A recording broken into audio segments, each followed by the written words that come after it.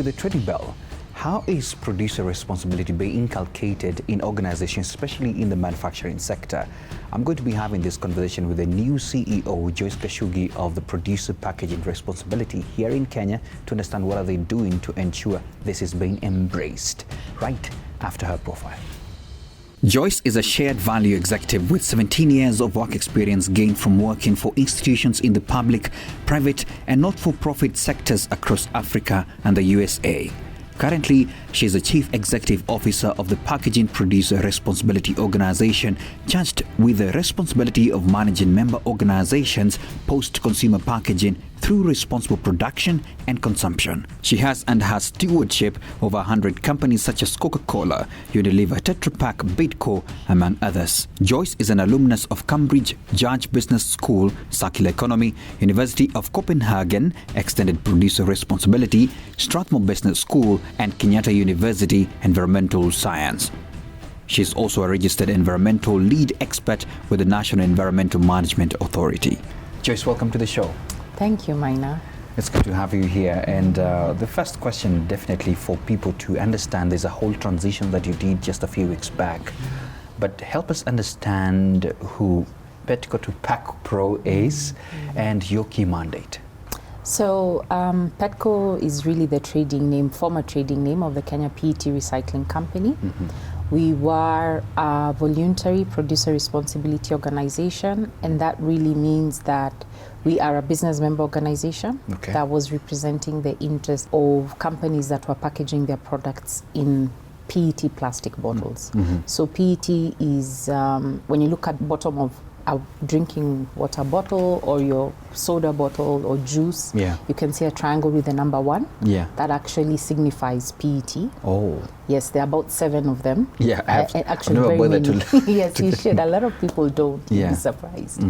But so we were representing their interest, and this is really after government had come in and put in place a ban on the flat bags, the plastic flat bags, and the next most ubiquitous product after that, of course, was the PET bottles. So if you think back 5-6 years, whenever it rained, you'd find a lot of PET bottles in the drains. That's true. And of course, government needed to demonstrate some action because I believe that had a lot of engagement with industry players, but government felt like industry wasn't taking it seriously. And so there was a card on the table to have the PET plastic bottles banned. And then at the time, we had a lot of our companies here in Kenya that had put in significant investment into PET production lines. You're right. There was a lot of complaints, I remember that time. Yes, and so one of the challenges for them at the time was going to be that they were going to lose that, opportunity to be able to package their goods that way. So Coca-Cola and Unilever, Kevian, Nivus, and a few other companies came together through the Kenya Association of Manufacturers and made a request to government through the Ministry of Environment and NEMA that they will be able to demonstrate that industry can actually undertake extended producer responsibility. And that's how Petco was birthed. So that was in June 2018. Today, a lot has happened. Government, based on our experiences and feedback that we were able to give them, they were able to realize that not all companies were actually taking responsibility for the packaging that they put into the environment. And so they decided to open it up, make it mandatory, which means by law now, under the Sustainable Waste Management Act, companies that are putting packaging and product into the environment, basically what you and I consume, must actually put in money to be able to recover that material back into either recycling or reuse or some form of treatment. Yes. Wow. I'm curious to know, there are two, the definition in itself and the explanation is quite heavy, and there are two things that pick there. First of all, I'd like to know the progress so far with these particular companies, really getting back their packaging and what they're using and what percentages they are reporting, but also to get to understand how has this plastic ban, since it was put in place, has there been any net effect from your observation? Because you see it at a place where you can see, is it working, and yet we're still hearing a bit of counterfeit, people bringing in a few things. I don't know. That's a whole package of a question. I know. Yeah. So I'll tell you this, Maina, and I like to tell people, if you're able to move around the country, get out of the comfort of the city, drive around, our forest areas, go to Naivasha, go to Garissa, the northern frontier. Yeah. There was a time all the trees were littered with plastic bags. Oh no. And that was, it was undeniable. Yeah. So today, yes, there are challenges with enforcing the ban. And this is obvious because, our regulator has maybe some challenges. Yeah. However, the ban is working. And I think what it requires is additional support, additional enforcement. But I believe the ban has worked largely because mindsets of consumers have also changed. You and I today, when we go to the supermarket, we're getting different packaging. It might not be the better alternative, You're right. but it's definitely reduced the amount of plastic bags that we have in the environment. You're right. Yes. Wow. Okay. So we'll get into more of the milestones of what you have achieved in the meantime. But let's talk about this matter, circularity, and these whole conversations that this is the future. I'd like to get from your perspective, what is your understanding of this?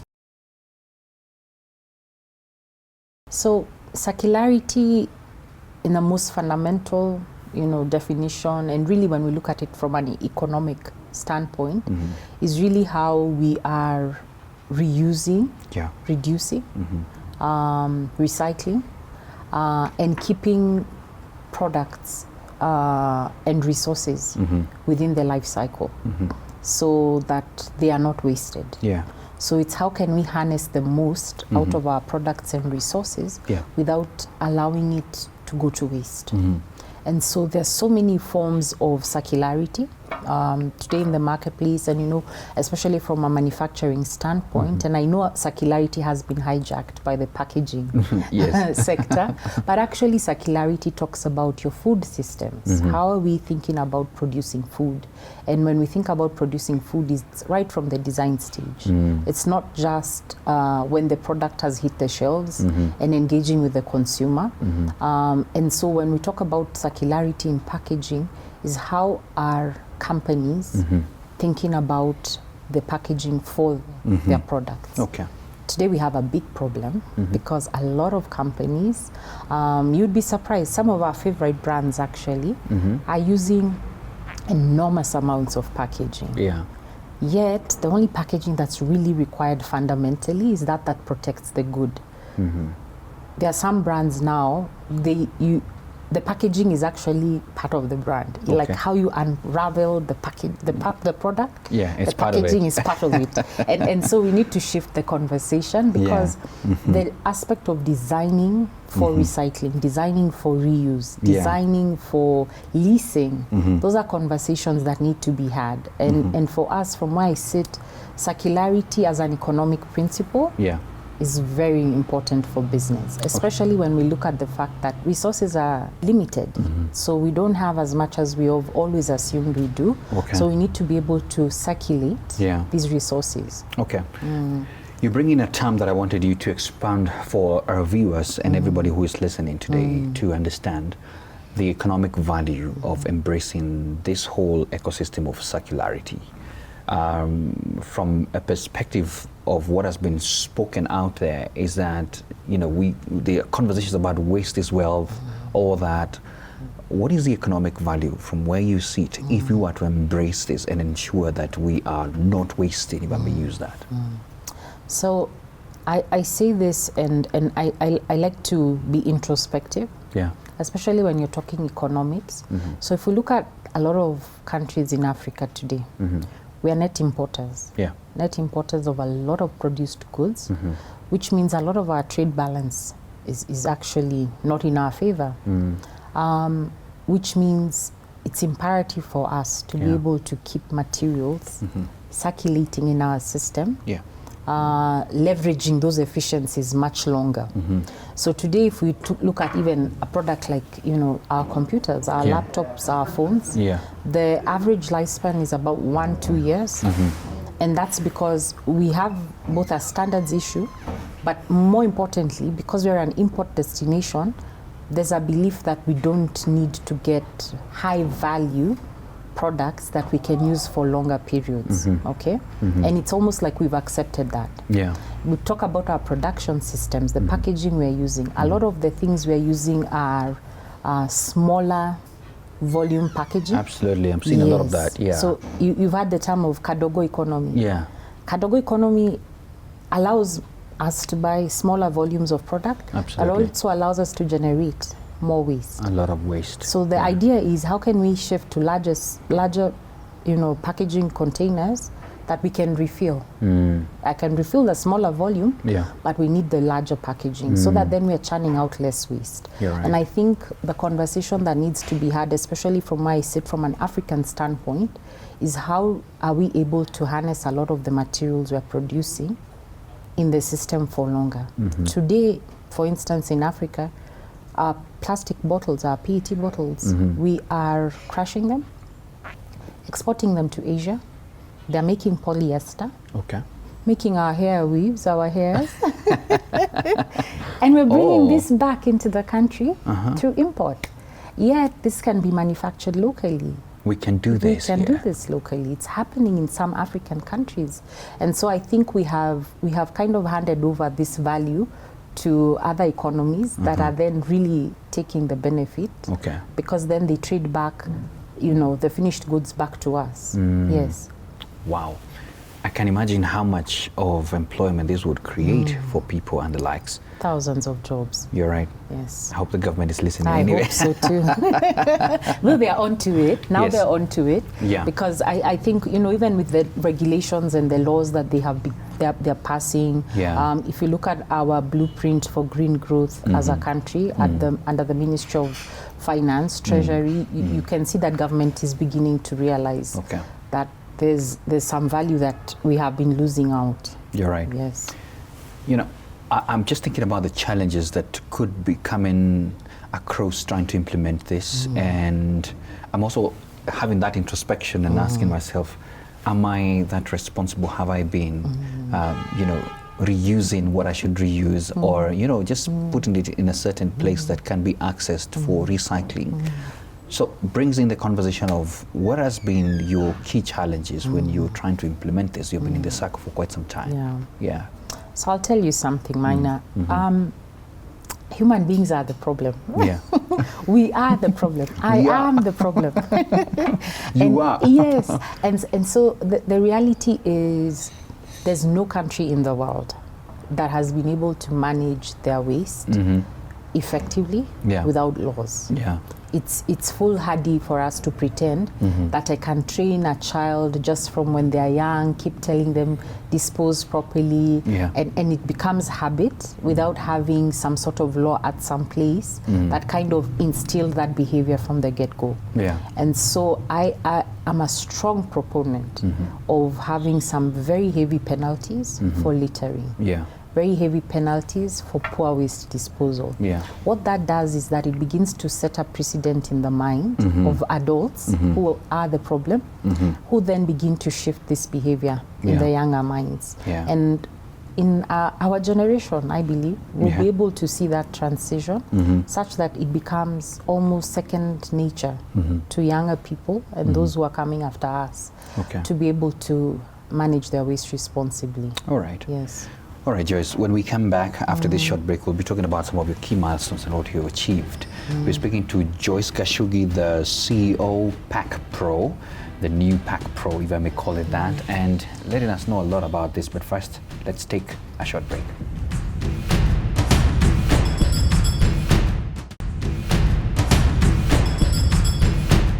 Welcome back to the Trading Bell. We're speaking to Joyce Gachugi, the CEO, PAKPRO. Welcome back, Joyce. And I may have missed to say congratulations on your appointment.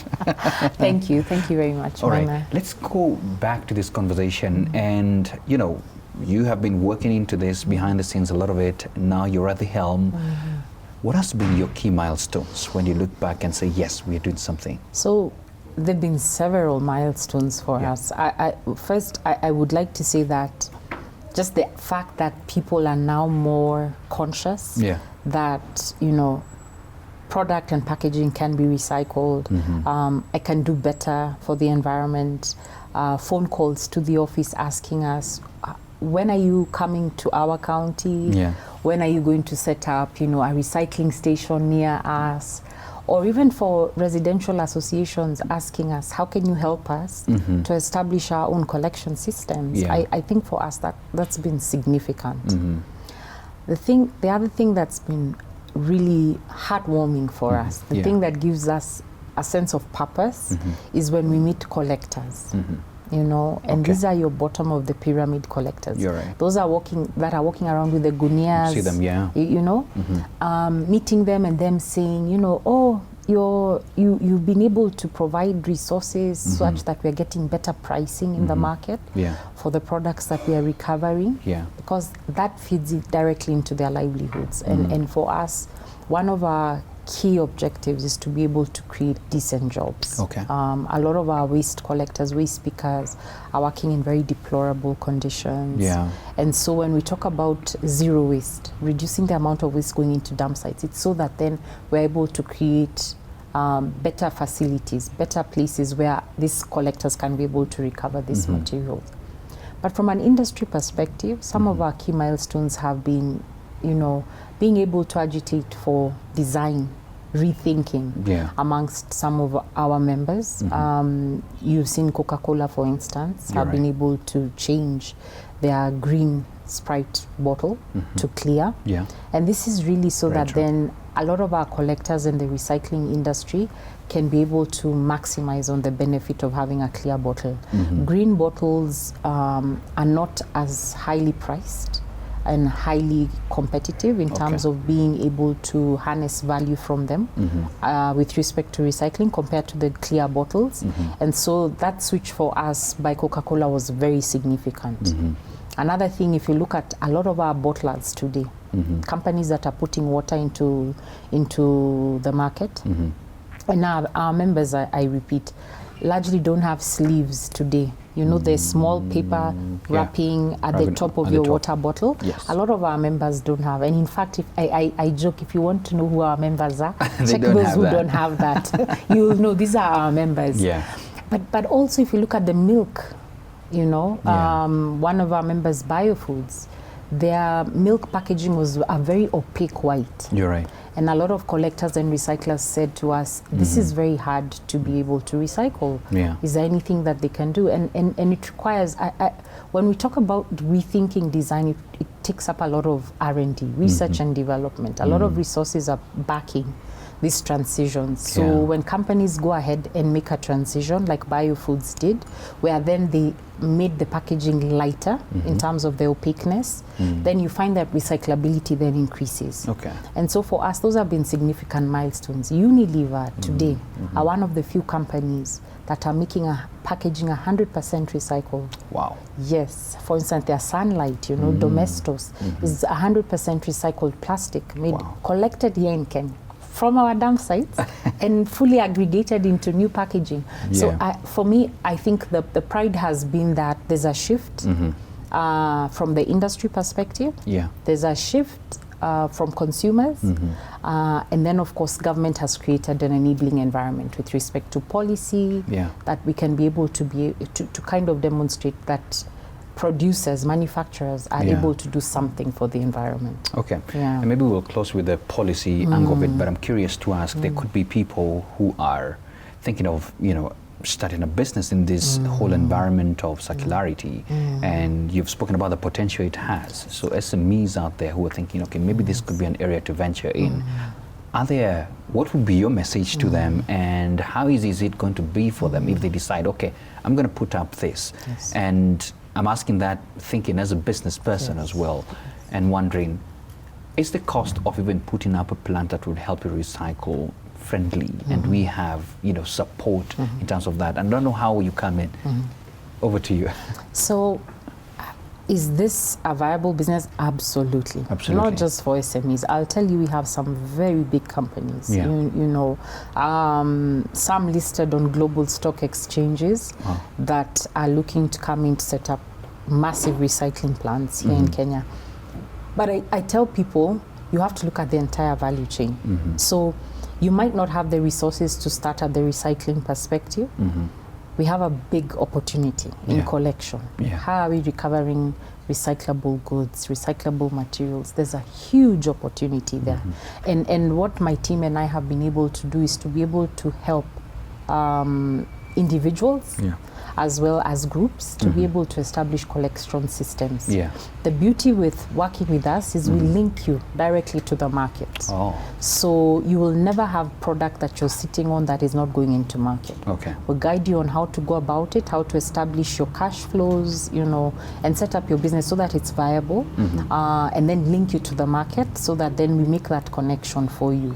So for us, the opportunities are massive. I tell you, Maina, when I look at this from where I sit, we have the ability, this industry can create hundreds of thousands of jobs.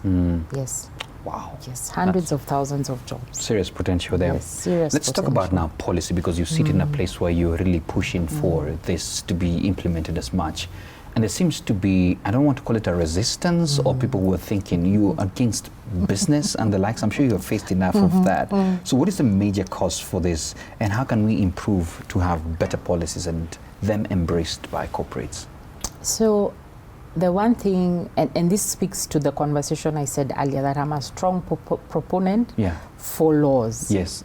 And I really I appreciate government taking a stance that they must have manufacturers taking responsibility for their products and packaging and making it mandatory. So today, if you look at what's happening globally, all over the world, this is the shift. There's a shift toward mandatory extended producer responsibility. And I like that our government is always ahead of the curve.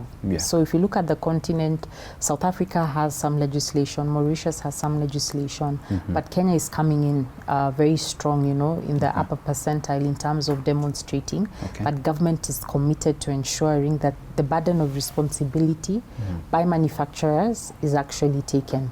Is it a cost to doing business? It is. But today, I put it to you, when you're seated at the Nairobi Stock Exchange, look at any, you know, annual financial report and try and pinpoint whether environmental costs have actually been accounted for in those annual reports. They're always missing, which means a lot of, we don't have the true picture of what our production systems are, our business systems are. And so what government is doing now is to really place environmental costs front and center in our balance sheets, so that when I say I'm putting a bottle of water in the environment for Joyce or Mina to buy, then there's a cost attached to it for the environment, which is really the true cost. Any economist will tell you that a lot of our balance sheets today are lacking that. And so for us, it's really about bringing the conversation to the heart of where it matters. Yes. Wow. So what's in your crystal ball now, next 5 years or so? I don't know how long your strategy is, but what are you looking at as we come to a close? Wow. So my vision, of course, fundamentally is how can we get all our county governments to be able to establish and develop infrastructure and systems that allow for us to ensure that waste is not going to dump sites. Number one, very, very important. And it's important to me on two levels. One, the environmental benefit, which means that we have, you know, lower greenhouse gas emissions, but more importantly is the social component, because a lot of our waste pickers today are scavenging for waste in dump sites. Nobody deserves to work in that kind of environment. And so if we begin to establish proper material recovery facilities, transfer stations, we can be able to give access to this particular group of individuals to better sourced, you know, material, and so the economic benefit is you know, tremendous for everyone. But further in is a shift in the way consumers begin to engage with products. Let's have more consumers looking at, you know, products from the lenses of, is this sustainable? Is this necessary? Can I reuse this? Can I recycle this? the thing is, consumers are key drivers of what manufacturers put into the environment. So when we begin to see that shift, you'll begin to see better products being designed. Wow. Yes. Wow. And you know, I also feel even as a consumer, you can ask questions. Wherever you go and you're consuming something, you can ask the question of, is this straw recyclable? Yes. Is it necessary? Is it necessary? Yeah. Where can I put this? Correct. Have they separated at source? Correct. Wow. And that creates the shift that we need. You're right. Yes. Wow. I know I had said finally, but you are one of the few, if I may use that, and we're headed there. Congratulations to the corporate world, one of the few ladies who are at the top of the helm. How is that for you? Wow. Well, I think for me, one, I don't look at myself as a woman in the role. Yeah. I look at more a leader in a role. Yeah. But I am cognizant of the fact that I am a woman. It comes with its own set of challenges. Yeah. And a lot of manufacturers are actually male. Yeah. So I have, for instance, a board that's very male-centric. I do have a few women, but it's very male-centric. Yeah. But it tells you that I feel that the time for women has definitely come. Yeah. We definitely have a different flair, and the way we do things is different. Yeah.